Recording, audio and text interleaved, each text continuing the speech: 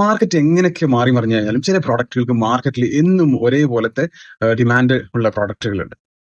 ട്രെൻഡുകൾ മാറി മറിഞ്ഞാലൊന്നും അവയ്ക്ക് ഒരു കുലുക്കവും വരാത്ത പ്രോഡക്റ്റുകൾ. നിങ്ങൾ മാനുഫാക്ചറിംഗ് ബിസിനസ് രംഗത്തേക്ക് ഇറങ്ങാൻ ആഗ്രഹിക്കുന്ന ആളുകളാണോ? അങ്ങനെയാണെങ്കിൽ നിങ്ങൾ ഈ ഒരു കാറ്റഗറിയിൽപ്പെട്ട ഇതുപോലുള്ള പ്രോഡക്റ്റുകൾ തിരഞ്ഞെടുക്കുകയാണെന്നുണ്ടെങ്കിൽ നിങ്ങളുടെ ബിസിനസ് ഒരിക്കലും പരാജയപ്പെട്ടില്ല എന്നുള്ളതാണ് യാഥാർത്ഥ്യം. കാരണം ഈ പ്രോഡക്റ്റുകൾ ആളുകളുടെ ഡെയിലി ലൈഫിനോട് ബന്ധപ്പെട്ട് കിടക്കുന്ന പ്രോഡക്റ്റുകളാണ്.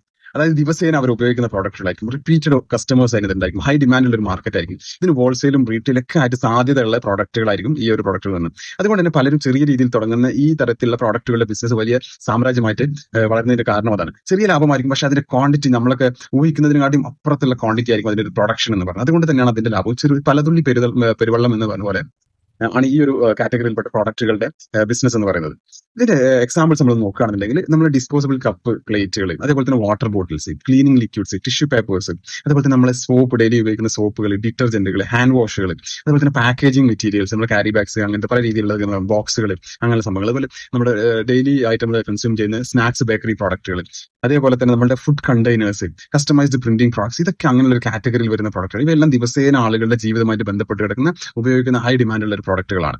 അതുകൊണ്ടാണ് ചെറിയ രീതിയിൽ തുടങ്ങിയാൽ പോലും ഇങ്ങനെയുള്ള പ്രോഡക്റ്റ് കൈകാര്യം ചെയ്യുന്ന മാനുഫാക്ചറിംഗ് ബിസിനസ്സുകൾ പിൽക്കാലത്ത് വലിയ ബ്രാൻഡുകളായിട്ട് വളരുന്നത്. അപ്പോൾ ചെറിയ രീതിയിൽ ഇങ്ങനെയുള്ളതൊക്കെ ഒന്ന് തുടങ്ങി നോക്കാൻ നിങ്ങൾക്ക് ആഗ്രഹം ഉണ്ടെന്നുണ്ടെങ്കിൽ ചെറിയ ഇങ്ങനെയുള്ള ശരിയായ പ്രോഡക്റ്റ് സെലക്ഷൻ, ഒരു പ്രോപ്പർ മാർക്കറ്റ് റിസർച്ച് ഒക്കെ ചെയ്ത് വലിയൊരു ഗ്രോത്ത് ഓപ്പർച്യൂണിറ്റിയാണ് നിങ്ങൾക്ക് അതിന്റെ മുമ്പിൽ കിടക്കുന്നത്. അപ്പോൾ ഇത്തരത്തിലുള്ള കൂടുതൽ മാനുഫാക്ചറിംഗ് ബിസിനസ് ഐഡിയകളൊക്കെ കൊണ്ട് നമ്മുടെ ബിസ്റ്റാർട്ട് മാപ്പ് എന്ന ഈ ഒരു ചാനൽ നിങ്ങൾ യൂട്യൂബ്, ഫേസ്ബുക്ക്, ഇൻസ്റ്റാഗ്രാമിലൊക്കെ ഫോളോ ചെയ്യാൻ മറക്കരുത്. നിങ്ങൾക്കും സീരിയസ് ആയിട്ട് ഇതുപോലുള്ള മാനുഫാക്ചറിംഗ് ബിസിനസ് തുടങ്ങാൻ നിങ്ങൾ ആഗ്രഹിക്കുന്നുണ്ടെങ്കിൽ ഞങ്ങളുമായിട്ട് കൺസൾട്ട് ചെയ്യാം താഴെ കാണുന്ന നമ്പറിൽ. വീണ്ടും ഇതുപോലുള്ള പുതിയ ആശയങ്ങളുമായിട്ട് കാണാം. നന്ദി, നമസ്കാരം.